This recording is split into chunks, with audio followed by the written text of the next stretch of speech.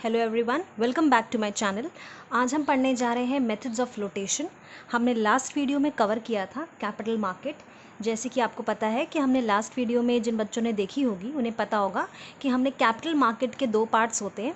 एक होता है हमारा प्राइमरी मार्केट और दूसरा होता है हमारा सेकेंडरी मार्केट। आज हम पढ़ने जा रहे हैं मेथड्स ऑफ फ्लोटेशन। बच्चों, जो मेथड्स ऑफ फ्लोटेशन है वो हमारा कैपिटल मार्केट का हिस्सा है।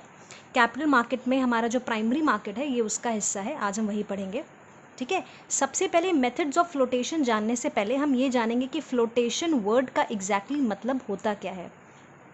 एक्चुअली अगर मैं बात करूँ फ्लोटेशन का, तो फ्लोटेशन का मतलब ये होता है कि पहली बार जब भी कोई कंपनी को पैसे की ज़रूरत पड़ती है तब वो सिक्योरिटीज़ को इशू करती है, और जब भी वो पहली बार सिक्योरिटीज़ को इशू करती है पैसे को उठाने के लिए, पैसे को क्या कह सकते हैं, फॉर रेजिंग मनी, तब वो मेथड्स ऑफ फ्लोटेशन पे आती है। तो अगर मैं कहूँ कि फ्लोटेशन का एग्जैक्टली मतलब क्या है, तो the company issues instruments first time. जब कंपनी अपने इंस्ट्रूमेंट्स को इशू करती है पहली बार ताकि वो मनी ऑब्टेन कर सके, पैसा मार्केट से उठा सके, तो उसको फ्लोटेशन कहते हैं। और जैसे कि आपको पता है कि methods of flotation primary market का पार्ट है, तो आपको ये भी पता होगा कि प्राइमरी मार्केट जो है वो न्यू इशू मार्केट कहलाती है, जहाँ पे फर्स्ट टाइम सिक्योरिटीज़ को इशू किया जाता है। इसीलिए मेथड्स ऑफ फ्लोटेशन आपको प्राइमरी मार्केट में मिलते हैं, सेकेंडरी मार्केट में ये नहीं मिलते हैं, क्योंकि सेकेंडरी मार्केट में आप शेयर्स को खरीदते भी हो बेचते भी हो, पहली बार वो इशू नहीं होते हैं, ठीक है। चलिए, मेथड्स ऑफ फ्लोटेशन में यहाँ हम पढ़ने जा रहे हैं सबसे पहला मेथड, जो कि आपका आता है public issue through prospectus. Public issue through prospectus. देखिए, ये जो मेथड है आपका, ये सबसे पहला मेथड है जिसमें इसके बारे में हम पहले बात करेंगे कि देखिए, पब्लिक इशू थ्रू प्रोस्पेक्टस का मतलब ये होता है कि ये एक कॉमनली यूज्ड मेथड है। कई कंपनीज जो होती हैं, जब वो पब्लिक के थ्रू पैसा उठाना चाहती हैं, यानी कि फॉर एग्जांपल अगर मान लीजिए, इसको हम ऐसे समझ सकते हैं, जैसे एक्स एक कंपनी है, ठीक है। अब ये कंपनी जो है ये चाहती है कि इसको पैसा जो है वो पब्लिक के थ्रू मिले। ये पब्लिक से पैसा उठाना चाहती है, यानी कि आम जनता से पैसा उठाना चाहती है, तब ये वाला मेथड ट्राई करती है, पब्लिक इशू थ्रू प्रोस्पेक्टस। जिसमें क्या होता है, जो कंपनी होती है वो प्रोस्पेक्टस इशू करती है। प्रोस्पेक्टस एक ऐसा मेथड होता है जिसके थ्रू कंपनी पैसा उठाती है। और प्रोस्पेक्टस एग्जैक्टली होता क्या है? प्रोस्पेक्टस आपका किसी भी तरीके का एडवर्टीजमेंट हो सकता है, किसी भी तरीके की नोटिस हो सकती है, या सर्कुलर हो सकता है, न्यूज़पेपर में या मैगजीन्स पे निकाले गए आपके अलग अलग से नोटिसेस या एडवर्टीजमेंट आपने नोटिस किए होंगे, वो कुछ भी हो सकता है, जिसके थ्रू बायर्स को इन्फॉर्म किया जाता है अपनी कंपनी के बारे में, ठीक है। तो पब्लिक इशू थ्रू प्रोस्पेक्टस क्या है कि पब्लिक को अवेयर कराना, किसके थ्रू? प्रोस्पेक्टस के थ्रू। और प्रोस्पेक्टस क्या है? एक तरीके का एडवर्टीजमेंट होते हैं, आपने मैगजीन्स में पढ़ा होगा, कभी ध्यान दीजिएगा कि न्यूज़पेपर्स की मेन हेडिंग्स में आपने ध्यान दे दीजिएगा कि लिख कर के आता है कि एक कंपनी है जिसको 200 करोड़ की रिक्वायरमेंट है, 300 करोड़ की रिक्वायरमेंट है। तो ये एक ऐसा मेथड है जिसके थ्रू कोई भी कंपनी प्रोस्पेक्टस जारी करके पैसे मंगवा सकती है। कैसे? न्यूज़पेपर में ऐड देगी, लोग पढ़ेंगे, लोगों को जानकारी होगी कि हाँ भैया ये भी एक कंपनी है, यहाँ पे इतने कैपिटल की रिक्वायरमेंट है, तो हम इन्वेस्टमेंट कर सकते हैं। और शेयर्स और यहाँ पे हाँ एक चीज़ और होती है कि जो इश्यूज़ होते हैं ये सारे के सारे आपके कम से कम, आप ये कह सकते हो, एटलीस्ट वन स्टॉक एक्सचेंज में ये लिस्ट कराने पड़ते हैं, ठीक है। ध्यान रखिएगा इस चीज़ को, इसको लिस्ट कराना पड़ता है, एटलीस्ट लिस्टिंग होनी चाहिए इसकी। और जैसे ही लिस्टिंग हो जाती है तो ये सेबी के अंतर्गत आ जाता है। मतलब अंतर्गत तो ये सेबी के ही है, अंडर दी सारी मॉनिटरिंग और सारा कंट्रोलिंग सेबी ही करती है कैपिटल मार्केट का। पर जैसे ही आप स्टॉक एक्सचेंज में लिस्ट कराते हो तो कंपनी जो होती है वो बाउंड हो जाती है। बाउंड मतलब कि कंपनी बंध जाती है कि उसने जितना भी प्रोस्पेक्टस में इशू करा है वो सब कुछ सेबी के रूल्स एंड रेगुलेशंस के अकॉर्डिंग ही है, या गाइडलाइंस के अकॉर्डिंग ही है। तो अब कई बच्चों के दिमाग में एक सवाल आएगा कि प्रोस्पेक्टस कैसे हेल्प करता है। तो मैं बता दूं, प्रोस्पेक्टस में आपको कई चीज़ें, जैसे मान लीजिए आपने न्यूज़पेपर उठाया और आप एक इन्वेस्टमेंट कर रहे हो, ठीक है, और आपको पता चल गया कि भैया कोई कंपनी है, तो प्रोस्पेक्टस देख के आप कैसे डिसाइड कर सकते हो कि इस कंपनी में मुझे इन्वेस्टमेंट करना है। तो देखिए उस प्रोस्पेक्टस में क्या होगा। उस प्रोस्पेक्टस में आपका दिया जा सकता है परफॉर्मेंस ऑफ द कंपनी, ठीक है, कंपनी की परफॉर्मेंस होगी, परफॉर्मेंस ऑफ द कंपनी, ठीक है। कंपनी की परफॉर्मेंस के साथ आपको दिया जाएगा कंपनी का बैकग्राउंड, ठीक है। कंपनी का बैकग्राउंड हो सकता है या आप कह सकते हो एक्सपीरियंस। ये दोनों चीज़ें आपको दी जाएंगी प्रमोटर्स की, कि जो प्रमोटर्स हैं कंपनी के, उनका बैकग्राउंड क्या है, उनका एक्सपीरियंस क्या है, शेयर्स कितने अलॉट होते हैं, और शेयर्स की एप्लीकेशन, ठीक है, जो भी शेयर्स की होती है, और मतलब ये सारी चीज़ें, ठीक है। ये कंपनी की एक जनरल व्यू आपको पता चलती है, जिसके हेल्प से जो बायर्स होते हैं वो इन्वेस्टमेंट डिसीजन ईजिली ले पाते हैं, ठीक है। ये आपने एक मेथड कंप्लीट करा फ्लोटेशन का। सेकेंड मेथड पे हम आते हैं। सेकेंड मेथड आपका है offer for cell. Offer for cell, ये वाला जो मेथड है ये बहुत अच्छा मेथड है। इस मेथड में क्या होता है कि जो न्यू सिक्योरिटीज़ इशू की जाती हैं, यहाँ पे जैसे मान लीजिए एक्स एक कंपनी है, ठीक है, ये क्या करेगी, ये पब्लिक को नहीं इशू करेगी, ये इंटरमीडियरीज को इशू करेगी। इंटरमीडियरीज को ये इशू करेगी, ठीक है, और ये इंटरमीडियरीज जो हैं इशू करते हैं पब्लिक को। एक अग्रीड प्राइस बंधता है इनके बीच में, एक अग्रीड प्राइस होगा जिसमें एक कंपनी जो होगी ये सेल करेगी।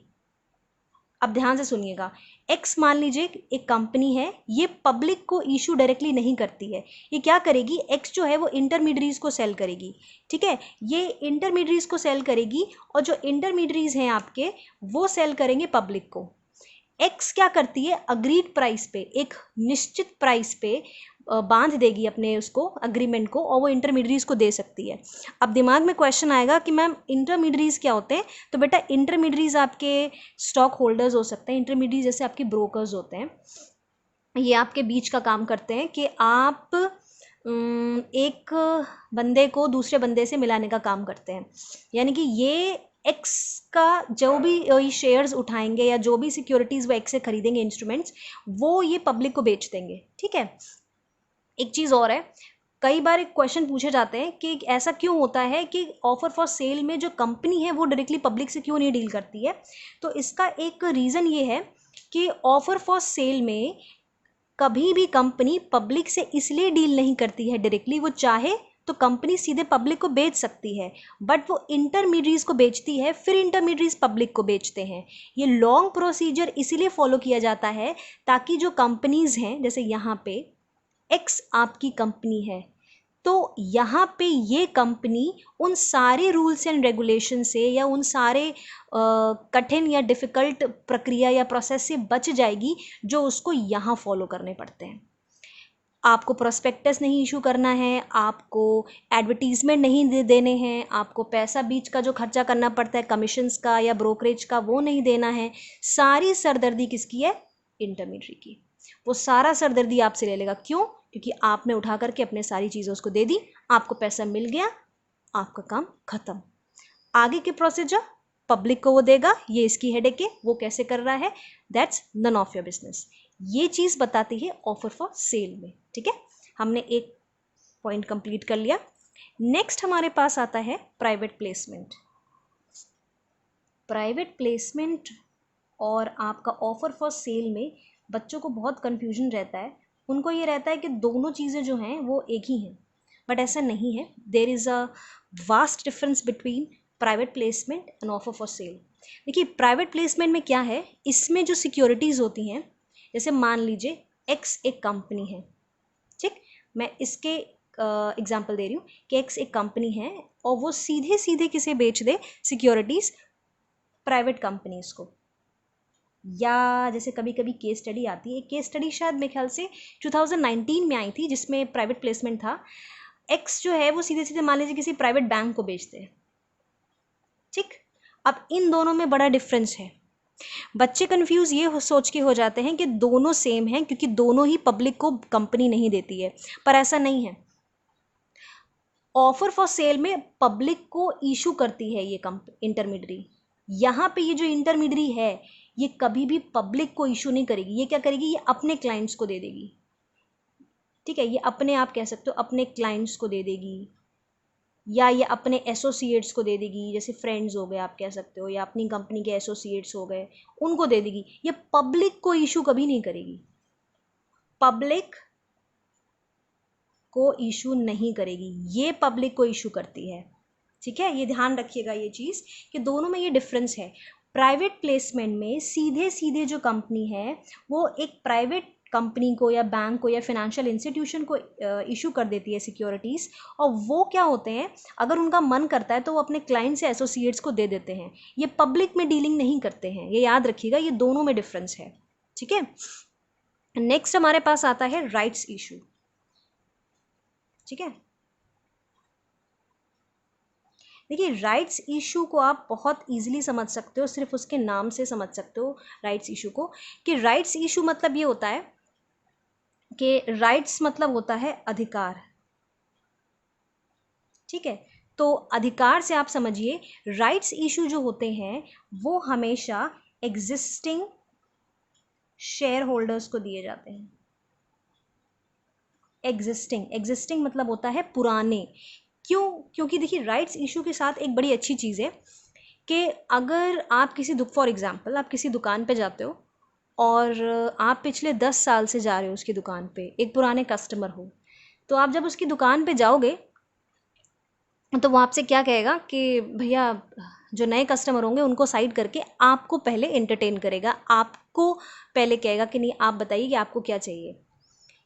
In the same way companies जो होती हैं वो पुराने शेयर होल्डर्स को प्रेफरेंस देती हैं। प्रेफरेंस मतलब इंपॉर्टेंस देती हैं या प्राथमिकता देती हैं कि देखिए आपके पास अपनी जितनी भी शेयर होल्डिंग है, फॉर एग्जाम्पल अगर मैं कंपनी की पुरानी शेयर होल्डर हूँ और मेरे पास ऑलरेडी 1000 के शेयर्स मैंने होल्ड करके रखे हुए हैं, इतना मैंने खरीदा हुआ है और मैं पुरानी शेयर होल्डर हूँ, तो कंपनी क्या करेगी, मुझे ऑफ़र करेगी कि इसके प्रपोर्शन में, मतलब 1000 शेयर्स मेरे पास हैं, इसी के प्रपोर्शन में मैं आपको ऑफ़र दे रहा हूँ। कंपनी ऑफ़र देती है कि आप शेयर खरीद सकते हो, और पुराने शेयर होल्डर को दिया जाता है ऑफ़र।